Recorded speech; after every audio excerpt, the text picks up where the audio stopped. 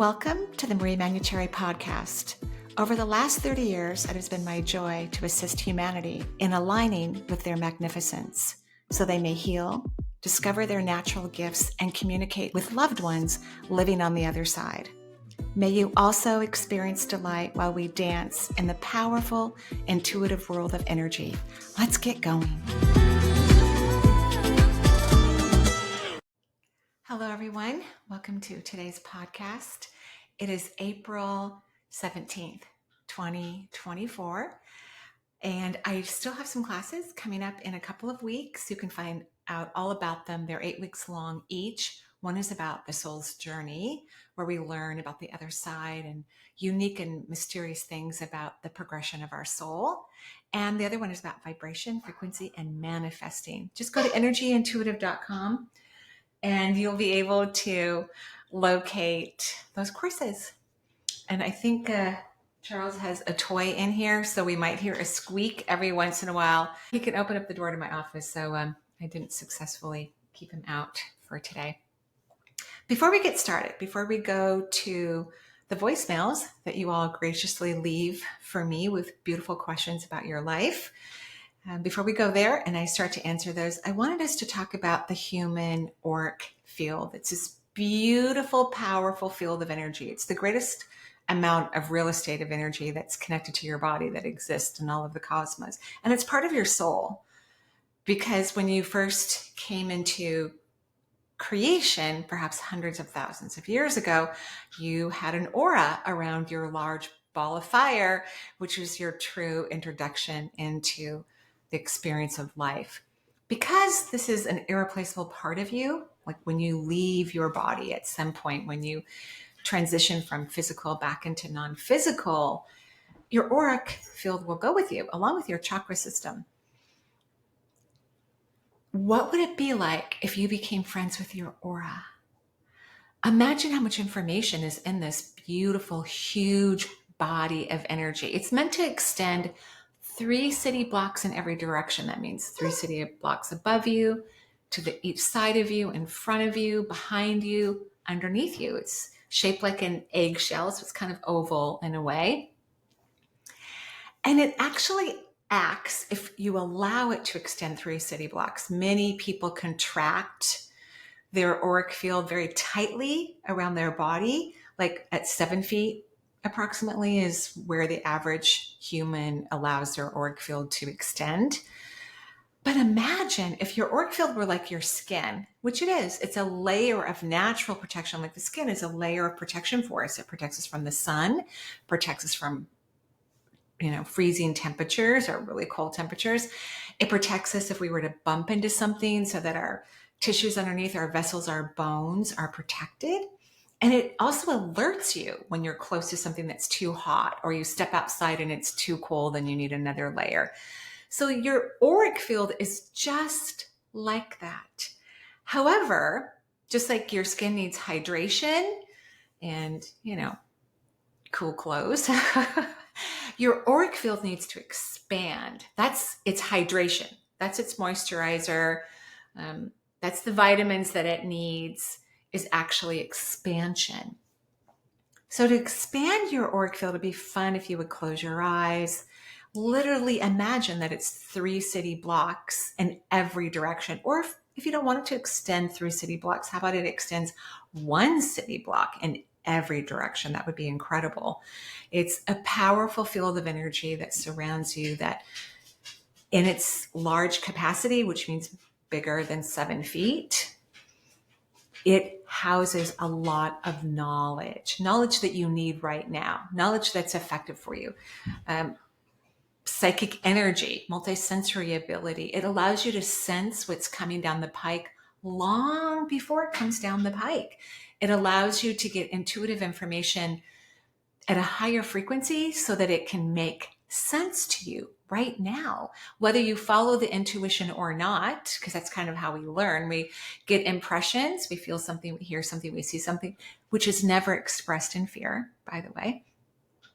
So we have this awareness like, I think that was an intuitive message. And then we don't follow it, but then we find out, oh yeah, that was an intuitive message. That in itself is a success. Learning to know the difference between the egotistical, fearful mind and your beautiful, gorgeous insight is powerful. That's where freedom comes from. That's where choice comes from. That's where your magnificence can actually begin to really express itself in this third dimensional space, which is one of the reasons why you chose to incarnate to the physical realm, so that you could allow your magnificence to manifest here in this third dimensional space.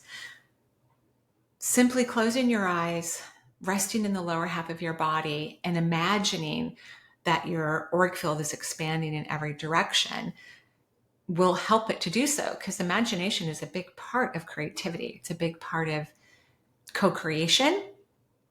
Nothing really in the world is logical. The brain would love for you to think that it is, but everything truly is highly intuitive. Even finding the right people to work for you. If you owned a medium-sized or large company, you need to have a group of cohesive people that can work together. Well, that's an intuitive process, not just looking at someone's resume and saying, oh, well, they went to a great college, they have this much experience. What if that person doesn't know how to get along with others? That's not a successful candidate. So you need to have your intuition who can read behind the logic and take in probably the most important information about another person, whether they work for you or you hire them, or it's your doctor or your lawyer or your partner or your future partner. You want to be able to feel what is in the highest good for you. So that means you need to expand your auric field and spend time with it. Think of the aura as a living, breathing thing, because it is. Your physical eyes can't see it. Your third eye can. And if you could rest on the lower half of your body, then you could experience it. And it doesn't have to be visual. It could be that you hear your auric field and you know what it sounds like when it expands, because it is a living, breathing, powerful mechanism for you. Okay, let's go ahead and go to our voicemails, and I will start to answer questions. Hi, Marie. My name is Liza, and I've been enjoying your format. I discovered you on Next Level Soul, so I don't know the old format.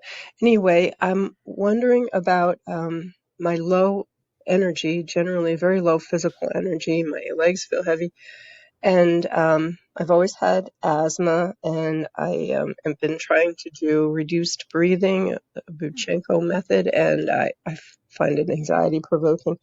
And my stress levels are always off the charts, and especially at night. And I wonder why at night my heart races and I have such high stress. So I heard you say something to someone in answer to their question on your podcast about a mental energy leak, and that kind of struck a chord. So I ordered Barbara Brennan's book, but I don't have it yet. And just any insight would be much appreciated. Thank you so much.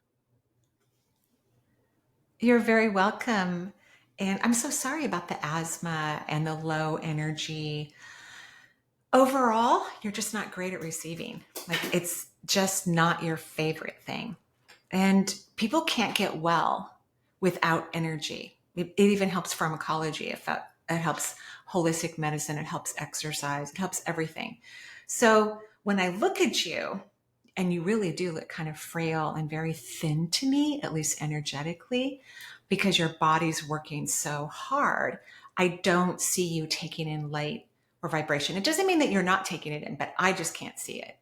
The way I normally view energy, I don't see it coming into your body. I see a little bit into your root chakra, which tells me you probably enjoy the outdoors and nature. And so you're allowing some to come into the root. But overall, it's kind of like, this is a weird term. They use it in medicine when infants have a hard time suckling, whether that's to their mother or to a bottle. They call it failure to thrive, where they just won't flourish. They won't take in nutrients. And that's what you're doing energetically. You won't take in the energy, because the only reason why you're not taking it in is because of what you are saying to yourself, or what you believe in terms of your worth or your value. And that's why you're so exhausted. I think you notice it more at night, because I don't think there's a change from day to night. But at nighttime, you stop being active. And so you can actually feel what your body's been feeling all day long.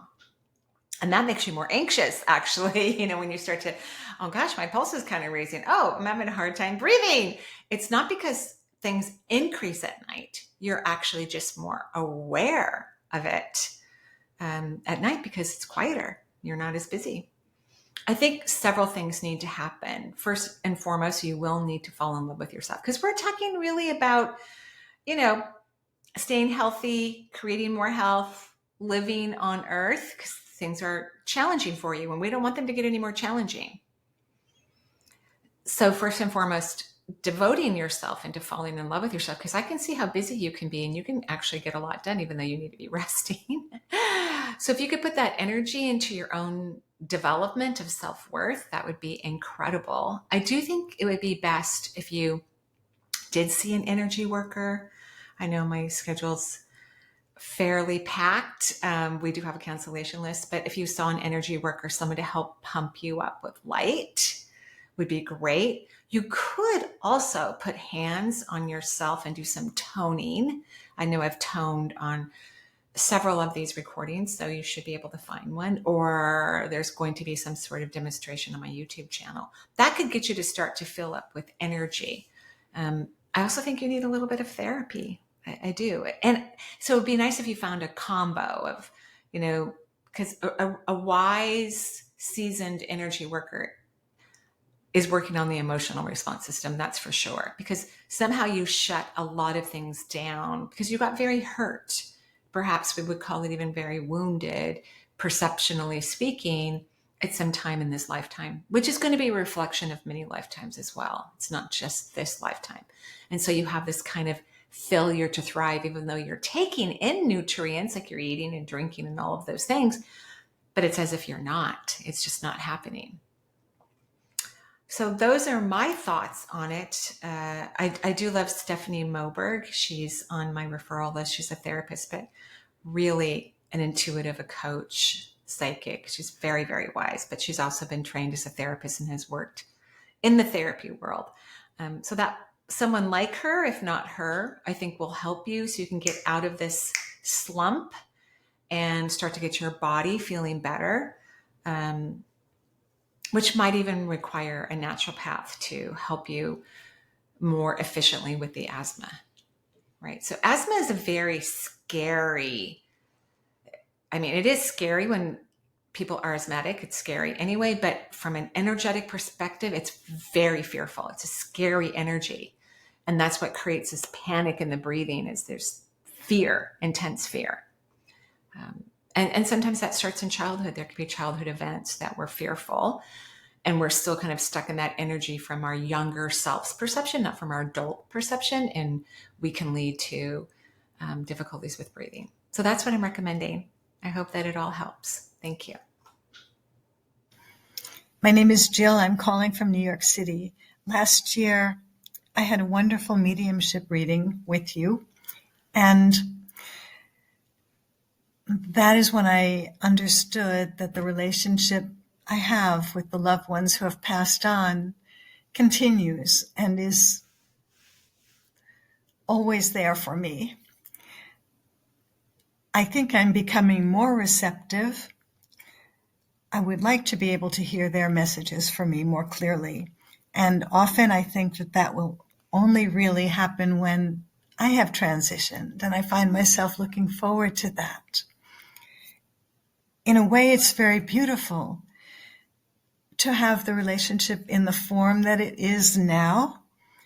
It's just that longing for more clear communication and more closeness, which I think will only happen when I have transitioned. So I just wanted to ask you, anything you can share with me to make this clearer for me? Thank you so much. You're welcome, Jill. And it can happen before you cross over.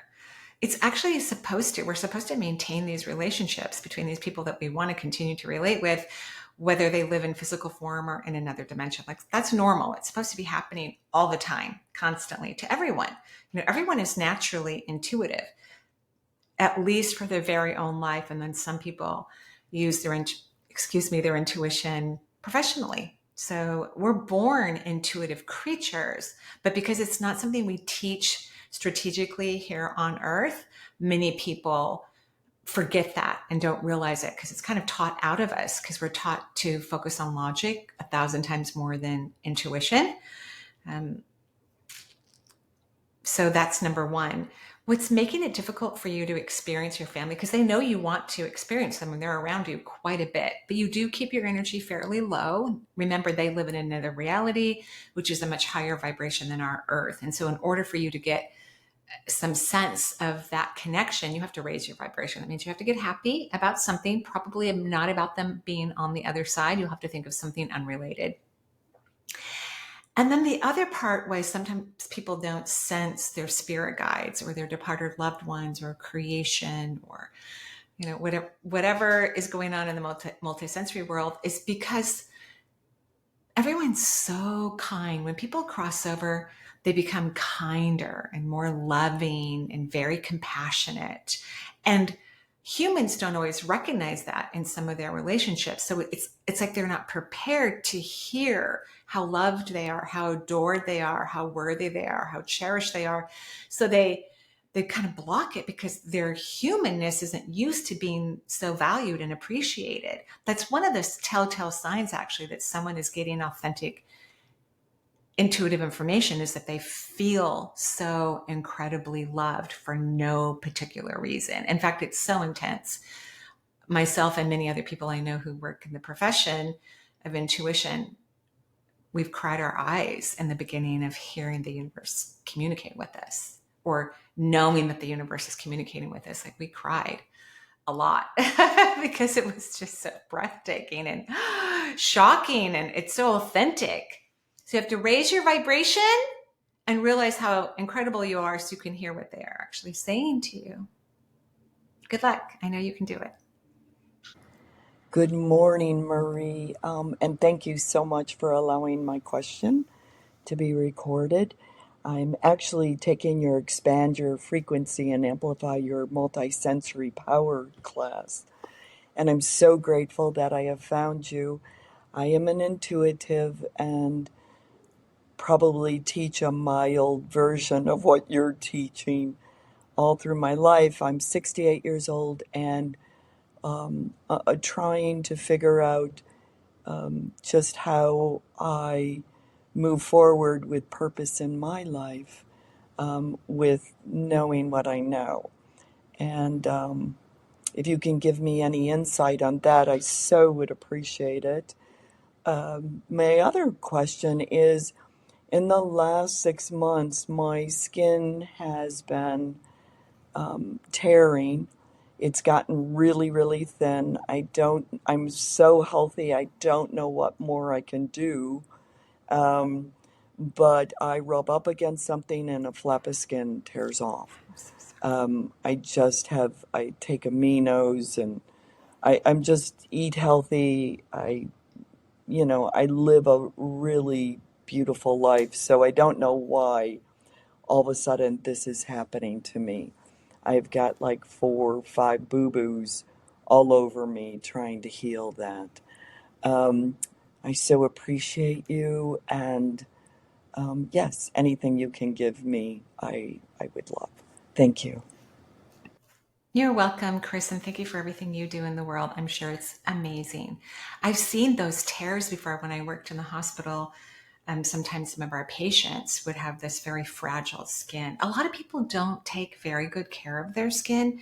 And when the skin has been exposed to too much sunlight or UV light, it gets very thin and gets damaged is what happens to it. At least that's my perception of it. And I remember there was this very nice surgeon who would come up to the floor, because I didn't work on a surgical floor, I worked on a medical tele oncology floor, mostly in the onc area.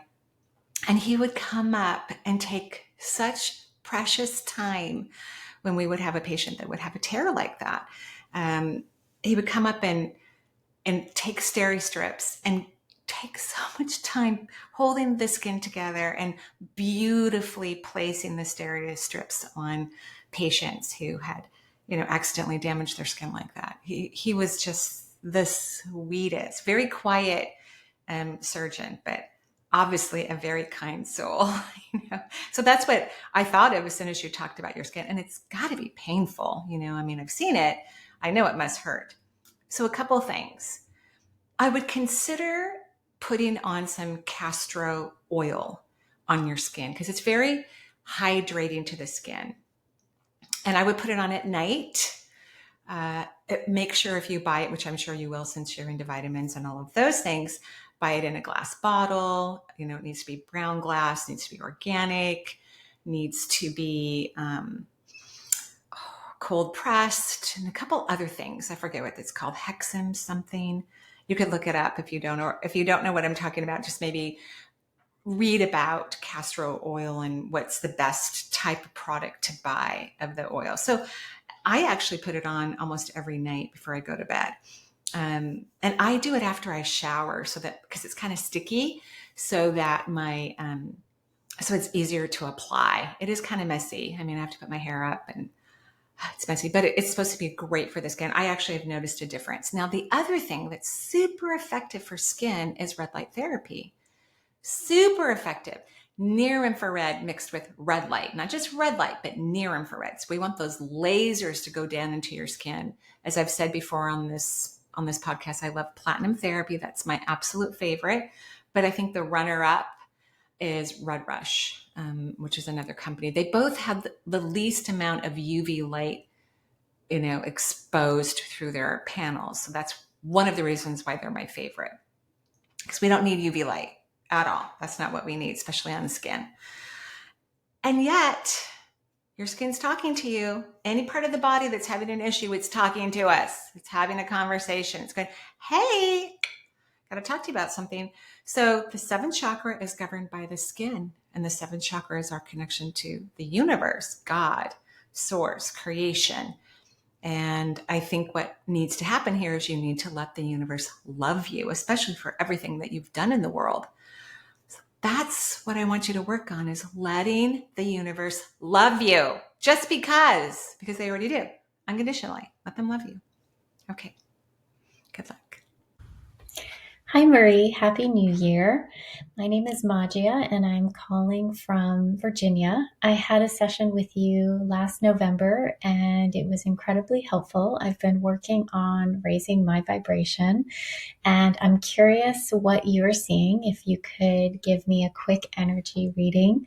And I'm also curious to hear your top recommendations for how we can keep our vibration high in 2024. Thank you so much for all the work that you do and for your presence. You are truly an inspiration. Thank you. Thank you, Maga. And everyone is truly an inspiration, seriously. But of course, thanks to everyone for all your kind comments. You have to find out what makes you happy. I know and I've said this a million times, I know that if I walk outside, I'm going to be happy. It's one of the reasons why I have a dog, and a dog with long legs, because I like to walk fast. In fact, the trainer told me when I had a trainer help me, because I'd never had a dog before. And she said I was walking him too hard as a puppy. He was like 6 months old. She goes, that's too much walking. I'm like, uh-oh. Even today, I was a little bit tired earlier, and I didn't even feel like going on a walk, but the creature laying on the ground underneath me requires it. And so I went for a walk today. I got a decaf coffee with a little bit of chocolate in it and went to my favorite wetland park and was in bliss within seconds, because I'm seeing blue herons, a bald eagle, turtles. And then something really weird happened. So this path is on concrete, throughout this park. It's really beautiful. And I was turning back to walk home to my car, actually, and a coyote was following us. I know. I just about freaked because I see coyotes a lot in my neighborhood. They live here. I don't let my cats out, or I don't let them out. I've let them out before, but I'm now being really strict. Like, you can't go outside unless, they poop in the house, because they're mad at me. Then I let them out for a few minutes while I'm on guard. But to see a coyote in the broad daylight, which is not that uncommon anymore, but on a concrete path in a park where there are quite a few people, was shocking in such a way, like, oh, there's a coyote following us. I'm like, and Charles knows what that means, because I've trained him that those are bad doggies, because I don't want him to become friends with all the coyotes that live in our neighborhood. And I quickened my step, because I didn't want the coyote to get too close. But even that was exciting. So to maintain your vibration, you have to discover what makes you personally happy. What is it that makes you personally happy? It's like research. You have to spend a weekend with a little notebook going about your day and going, am I happy now? Is this making me happy? What about now? What about now? You have to check in with yourself, because it's not something that most humans understand or participate in. We have lists in our brain. Got to get this done, got to get that done, got to do that. But we don't really understand the concept, because we're not taught it very well, about joy. In fact, it's almost as if it's not till retirement that people can allow themselves to have joy. They get to have hobbies and travel. Seems silly. We should have hobbies and travel our whole life if that's what makes us happy. So you're going to have to investigate this, because that's how you keep your vibration up. I mean, I'm still excited about that coyote. It was kind of a young coyote, looked really healthy, which made me happy. I'm so glad I turned and saw him.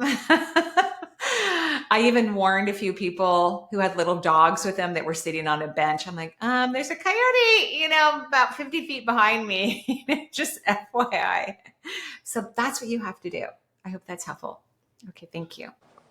Hi, my name is Abby, and I live in Sedona, Arizona. I lost my sister suddenly on Christmas morning at 4:00 a.m. Central Time. She took her last breath. I've been grieving a lot, crying a lot, and it's been a roller coaster of emotion. She was my best friend, and we did have a year and 3 months where we were taking a break. And even though we would text and have some communication, we weren't talking. And I know that doesn't matter now, because I feel her everywhere, and I'm following some of the things that you've said to stay in the lower part of your body. And I just feel her so strongly, and I don't even want to do anything but just be with her.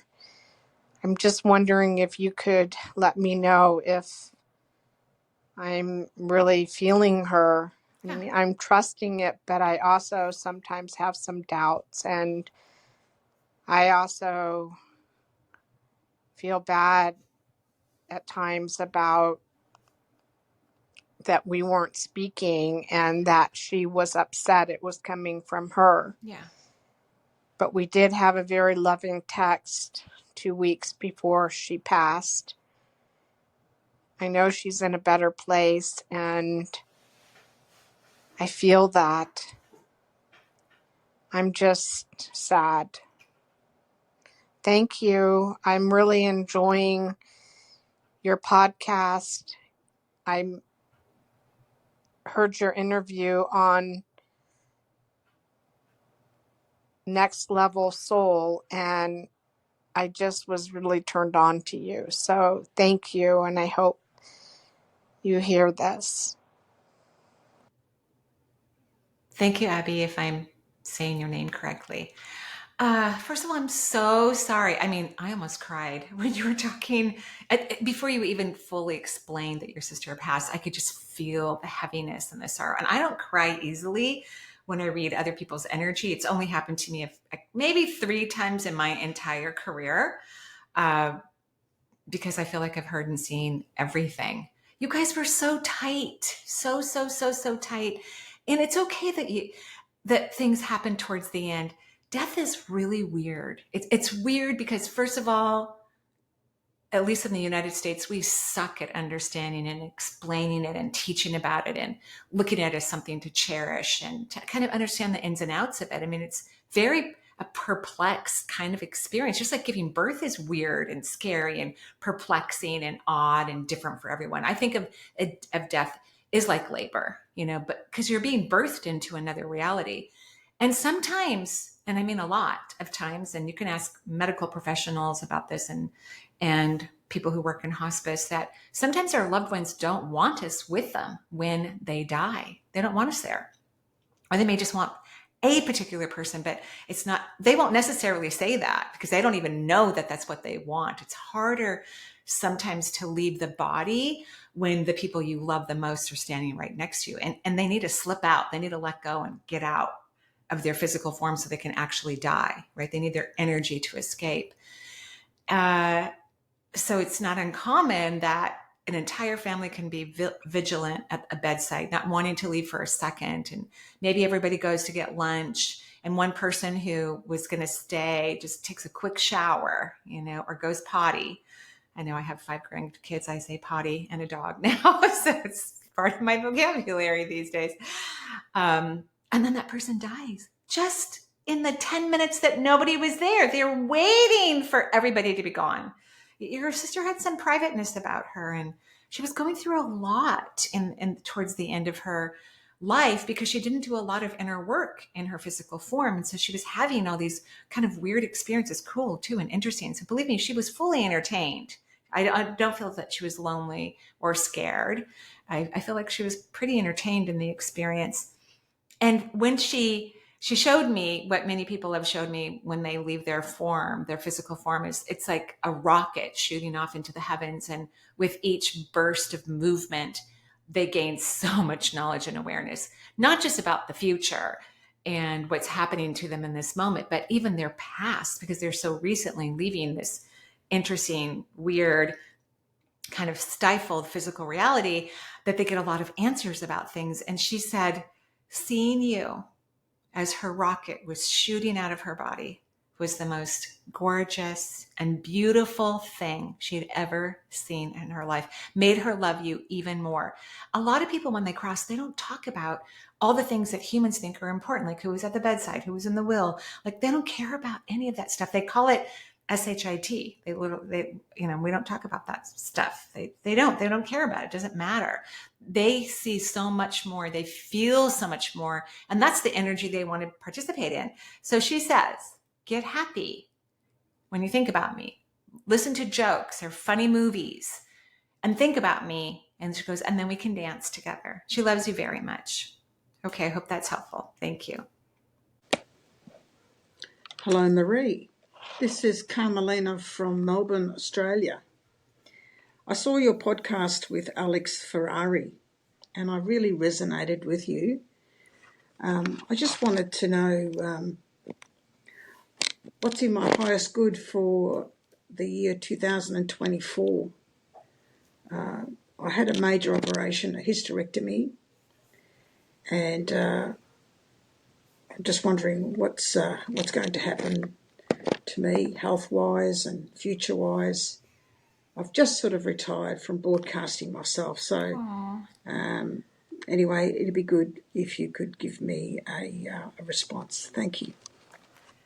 You're very welcome. I hope your surgery was everything you wanted it to be and successful. I'm sorry that you had surgery, but I'm hoping that everything was delightful for you, good outcome.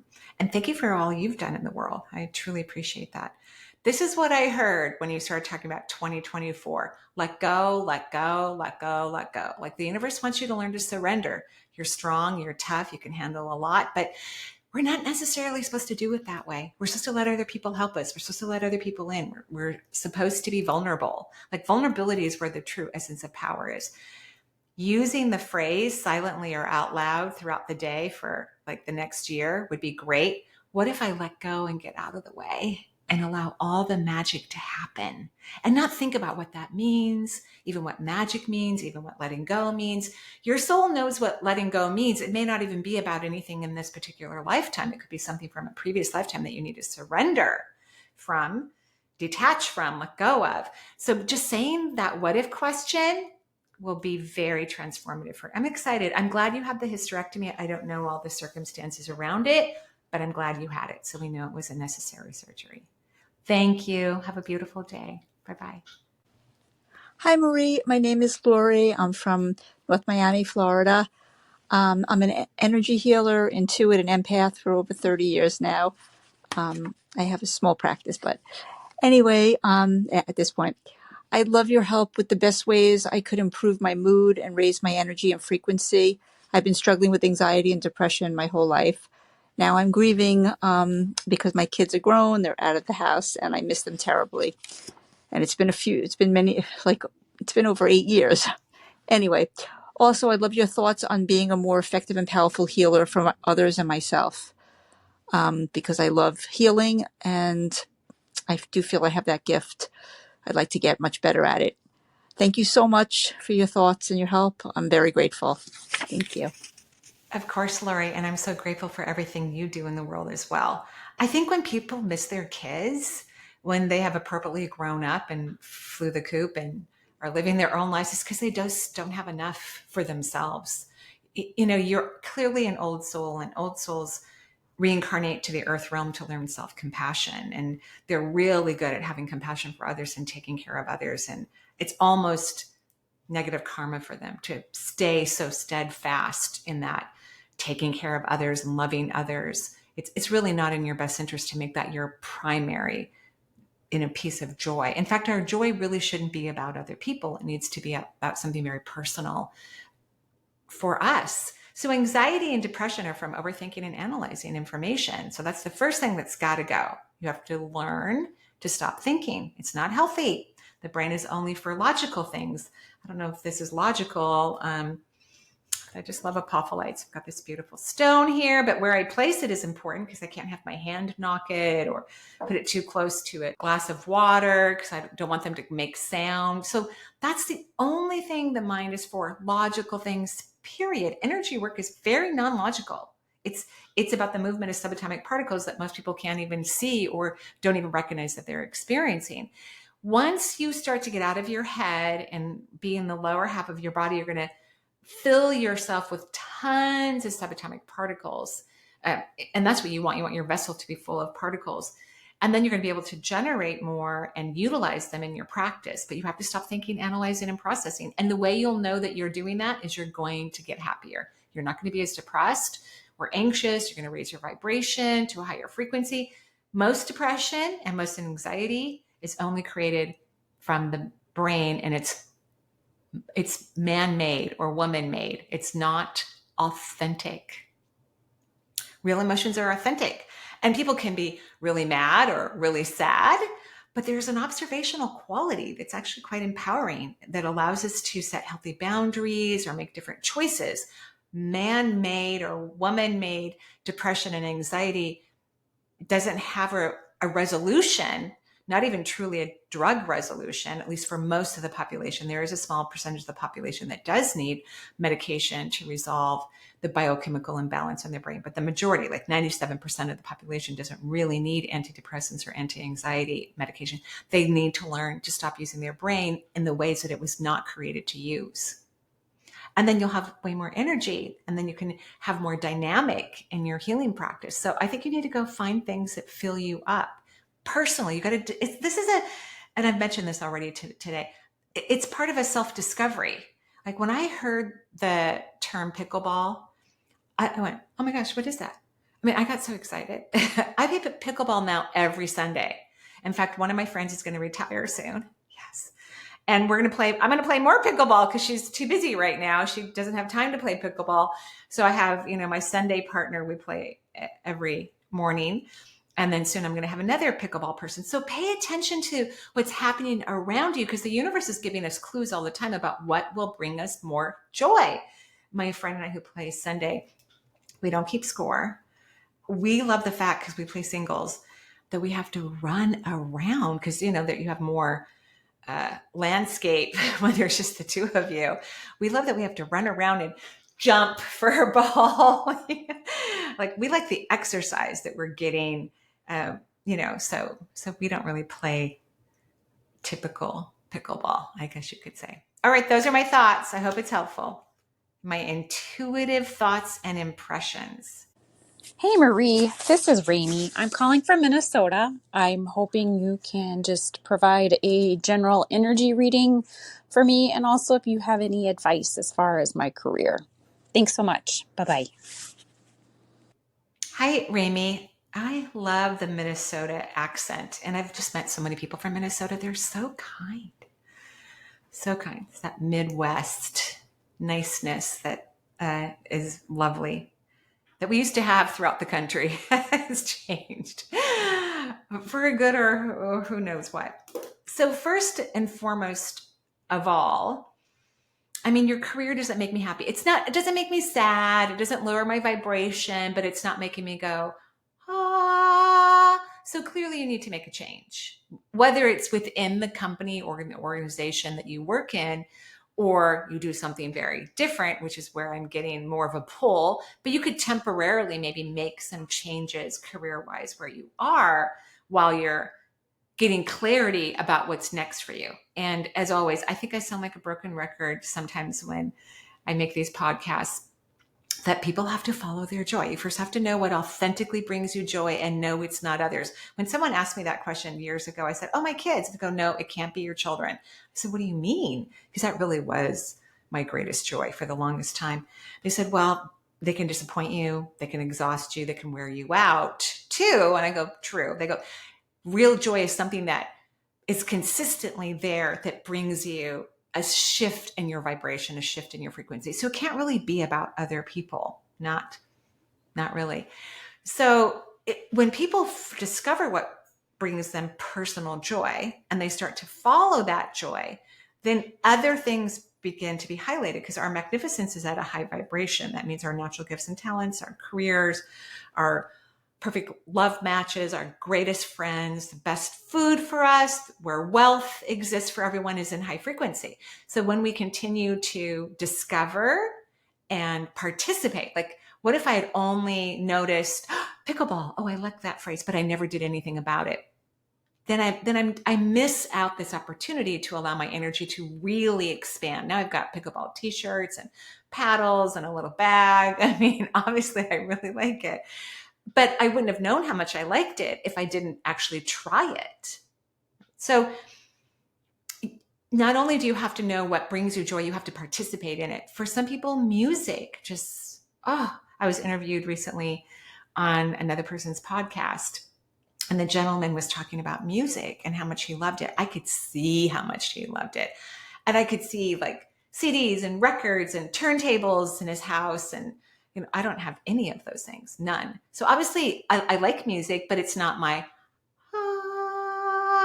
that I so much am going to go and invest in, vinyl or something of that nature. So it's a place of self exploration. That's how we raise our vibration, by making these unique discoveries about who we are. And then paths get highlighted, and you have a career path decision you want to make, or movement, but you have to be in joy so that you can see it. And I can't quite see it. Sometimes I can for people. I can't quite see it. I do think writing could be a possibility, even if it's not the thing. Starting to do some creative writing, like using Julian Cameron's, or is it Juliet Cameron's, morning pages. That would be lovely. So that's what I'm experiencing for you. I hope it's helpful. Hi, Marie. This is Elizabeth in San Diego. Thank you for taking my call. I found you through your interview with Alex on Next Level Soul, and I'm fascinated by your ability to speak to our organs. I've been diagnosed with breast cancer for about a year now, and I'm at peace with my situation. I know a medical diagnosis is a fluid thing in spiritual terms, and I'm personally aware of the beautiful existence which awaits us when we leave our dense body. So I'm ready to return to Source whenever I'm called, although I'm not necessarily in a rush to do so. But because of this knowledge, I've chosen to forego traditional medicine, and instead I'm using a gentler path which allows me to enjoy life and be present and not feeling the after effects of, what they want to do to us in the medical field. So On one hand, I feel as though there's more I'm meant to do while I'm here. So maybe I should be more worked up and doing more to fight this. Can you please share information Yes. about the best use of my time here and what, if anything, I should be doing to extend my time here doing it? And whatever else is important for me to know about this situation going forward. Thank you so much for taking my call. I really appreciate your guidance and help with this. You're welcome, Elizabeth. I'm sorry for your diagnosis. You have a beautiful voice, by the way. You could work in radio. Maybe you should do some podcasts and have some fun. So, yeah, that was my first kind of thought. I could tell right away that you were not choosing modern medicine. And I really love every form of medicine. Not everyone should choose modern medicine. Some people, I've had many clients who I asked, please don't choose modern medicine. Not everybody follows my recommendations, though. And then some people, I really think they should follow modern medicine. So here's kind of the way to figure that out or to understand it on an individual basis, because this is critical. We all have certain ideas of what's right and what's wrong from that logical perspective, but you have to get into the intuitive perspective for each individual, because we're all uniquely different. That's why modern medicine, I love that one of its troubled areas to me is one size fits all. I mean, because that's not true. Not only are we biochemically unique, we also have unique emotional makeup inside of us. So hopefully you had some surgery at least so we could remove some of this, cancer out of your body if that's something you wanted. I can tell you have a strong resistance towards modern medicine. So whenever we have a strong resistance towards anything, I think we do have to become curious about it. You still get to make whatever decision you want. Free will is the strongest law in all of the universes, and it's greatly respected by the heavens and the divine. So that's why no one can ever make a mistake. Whatever decision we make is in our highest good. But whenever we have strong resistance, because some people have strong resistance to modern medicine, some people have strong resistance to holistic medicine, and we have to kind of check that out. Am I in resistance or am I in intuition? I'll just give an example. I think you're in some resistance though. And if you decide to do some modern medicine, do it in a very diluted way. There's different oncologists throughout the world who can use, of course, I live in Washington State, which is very progressive medically compared to other parts of the country. There are oncologists who dilute their chemotherapy and don't use it at full force. There are some oncologists in the world who use insulin first, because there's been research that insulin opens up cancer tumors. They open up for some reason, and then if you can give less chemotherapy and it can move in. And I'm not even saying you have to do chemotherapy. You get to do whatever you want. But we want to make sure that you're following intuition instead of resistance. So here's my example. When COVID came out, I was confident in my mind when the vaccine came out that there was no way I was going to take the vaccine. I was 100% confident, even though all three of my daughters were pregnant, and I was worried about, any of us getting it or passing it on to them, or when they gave birth or newborn children, or being a pregnant woman with COVID didn't have positive results for a lot of women around the world. So I was convinced, not because I'm against vaccines. I believe in a limited amount of vaccines. I don't believe in all of the vaccines that are available for children these days. I think that's a little overkill, but that's just me. My children have made their own decisions with their kids, how they choose to vaccinate their children. But I do believe in some vaccines. I do. So I finally realized, I think I'm in resistance because my thoughts were, it's quickly developed. Nobody's used it before. Those were my logical thoughts about it. And those are not bad rationales, but that's what I thought. And then it took me about 2 weeks, because it takes a while to get out of resistance. When I finally realized I was in some form of resistance and I wasn't receiving intuitive guidance, it took me 2 weeks to get out of my head, to rest in the lower half of my belly, which is something I don't have to actively pursue when I'm working, but in my personal life, if it's a sticky topic, I do have to do the things that I teach others to do. It took me such a long time to get out of my head, rest in my belly, and asked, please express to me whatever's in my highest good about a COVID vaccine. I was shocked shocked when my body was happy about it and even recommended a particular vaccine. I was so incredibly shocked. Even when I went to go get the vaccine, I was not comfortable, but I had both doses and then one booster because I had to travel abroad, and the Netherlands required a current vaccine in order to land. Even to get on the plane in Seattle before you get to the Netherlands, you had to have you had to have both vaccines, recent or both, and a booster. At any rate, I'm giving you all of this talk because resistance seems so authentic because it's so strong, and it has logic behind it, always our own personal logic. But I would prefer that you kind of get out of the way because I think you might need a little bit of modern medicine. And I said a little bit of modern medicine to allow yourself to live longer, which I agree you want to. You want to, you're ready to live longer. You're not ready to cross quite yet. And I think you could have a career in broadcasting. I'm not kidding. I'm not kidding when I say these things. I do not joke about careers or love or health or any of those topics. I truly love supporting people in their progression.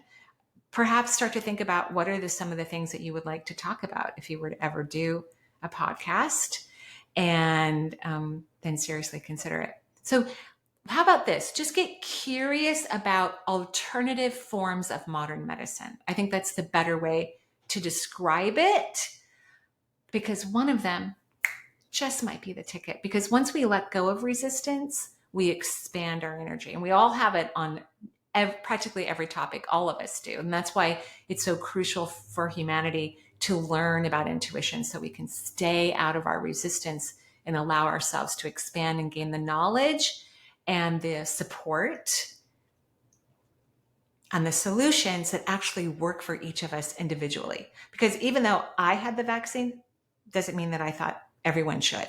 I really believe it's a personal decision that individuals made. I support everyone's decision, quite frankly. Okay, I think I have time for one more, and then I have to go do something else. Hi Marie, I'm Tabitha from the Netherlands, and I have a question. What is the reason I see geometric shapes, such as brightly colored mandalas with animation, or cubes and spheres within the middle, a golden ratio? I see atoms, fractals. I think it's the quantum field. I see them from my third eye when I'm in sleep-awake mode. During the day, I also see always a blue light appear, and sometimes a blue and white light grid to my right.